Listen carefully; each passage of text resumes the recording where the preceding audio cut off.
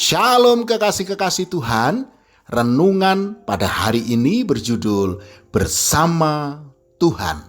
Sebelum kita mendengarkan renungan pada saat ini, marilah kita mengawalinya dengan berdoa. Bapa, di dalam nama Tuhan Yesus Kristus ya Roh Kudus, jamahlah setiap hati kami yang mendengarkan renungan pada saat ini dengan kasih-Mu, sehingga hati kami menjadi tanah yang subur bagi kebenaran firman Tuhan.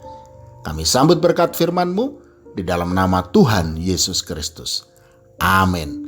Firman Tuhan pada saat ini terambil dari Mazmur 37 ayat 23 sampai dengan 25. Tuhan menetapkan langkah-langkah orang yang hidupnya berkenan kepadanya. Apabila ia jatuh, tidaklah sampai tergeletak, sebab Tuhan menopang tangannya. Dahulu aku muda, sekarang telah menjadi tua, tetapi tidak pernah kulihat orang benar ditinggalkan, atau anak cucunya meminta-minta roti.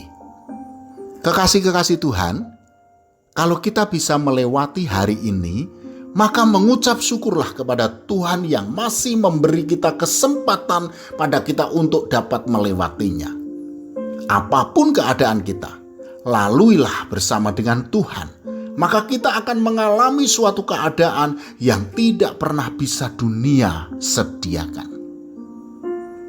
Banyak kebaikan Tuhan yang bisa kita rasakan, baik itu senang, tawa, bahkan air mata. Hal ini menjadi tanda kehadirannya dan kasih setianya atas kita. Ada sukacita baru yang dapat kita alami bersama dengan Tuhan, walau air mata kita harus mengalir. Nikmatilah perjalanan hidup kita bersama dengan Tuhan. Sangat baik jika kita jalani dengan rasa syukur seperti yang tertulis dalam 1 Tesalonika 5 ayat 18. Mengucap syukurlah dalam segala hal, sebab itulah yang dikehendaki Allah di dalam Kristus Yesus bagi kamu. Saudaraku, apapun yang terjadi dalam hidup kita, tetaplah kita berkata, Tuhan Yesus baik, sangat baik, bahkan teramat sangat baik. Marilah kita merenungkan kebaikan Tuhan dalam kehidupan kita. Allah telah berfirman, Aku sekali-kali tidak akan membiarkan engkau, dan aku sekali-kali tidak akan meninggalkan engkau. Ibrani 13 ayat 5b.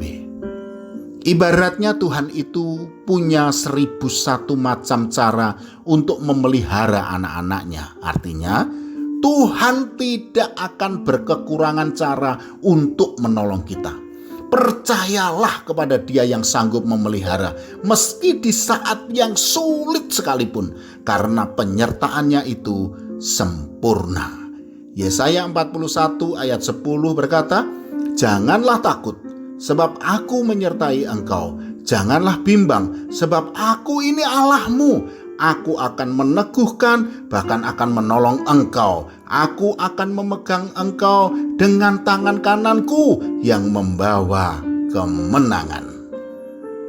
Pemeliharaan Tuhan atas hidup kita itu sempurna. Kalau kita mengalami pergumulan dan tantangan kehidupan, bukan untuk membuat kita lemah dan terpuruk, tetapi justru untuk kita bisa menyaksikan dan mengalami pertolongan Tuhan, supaya kita senantiasa berharap dan bergantung kepadanya.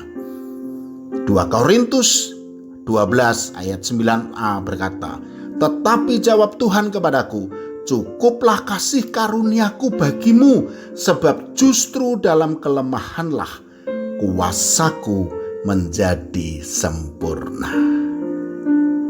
Ketakutan dan kekhawatiran akan meninggalkan kita apabila kita ingat dan percaya bahwa Tuhan Yesus Kristus senantiasa bersama dengan kita. Amin. Mari kita berdoa. Tuhan Yesus, mengucap syukur kami kepadamu oleh karena firman-Mu mengingatkan kami untuk senantiasa tinggal di dalam Engkau. Hidup kami tidak akan berkekurangan berkat-berkat-Mu, sebab pemeliharaan-Mu atas kami itu sempurna. Terima kasih ya Tuhan Yesus Kristus. Haleluya. Amin. Selamat beraktivitas dan tetap semangat. Tuhan Yesus Kristus memberkati.